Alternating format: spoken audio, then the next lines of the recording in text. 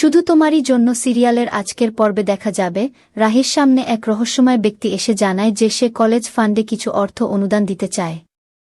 কিন্তু পুরো ঘটনাটাই ছিল রাহিকে ফাঁসানোর জন্য ভিক্টরের সাজানো চাল। রাহি অবাক হয়ে জিজ্ঞেস করে, এই টাকা আমাকে কেন দিচ্ছেন? আপনার ছেলে কোনো বর্ষে পড়ে, কোনো বিভাগে, আর তার নাম কি? প্রশ্ন শুনেই লোকটি রাহির সামনে টাকা রেখে আবার দ্রুত তুলে নেয়। এরপর ভুল হয়েছে বলে সেখান থেকে চলে যেতে উদ্যত হয়। এদিকে জানালার আড়াল থেকে তিতলি পুরো টাকার লেনদেনের ভিডিও ধারণ করে ফেলে। রাহি তখনও বলে, আমার প্রশ্নের উত্তর না দিয়েই কোথায় যাচ্ছেন? বাইরে বের হতেই লোকটি নিজের ছদ্মবেশ খুলে ফেলে, আর বোঝা যায় সে ভিক্টরের পরিচিত এবং তার নির্দেশেই এই নাটক করেছে। ভিডিও শেষ করে তিতলি মনে মনে বলে, অনেকদিন ধরে তোর এই ভালো মানুষের মুখোশ দেখেছি, এবার সবার সামনে তোকে হে করার সময় এসেছে। যারা এতদিন তোকে অন্ধের মতো বিশ্বাস করেছে, এবার তাদের কাছেই তোর আসল চেহারা প্রকাশ পাবে।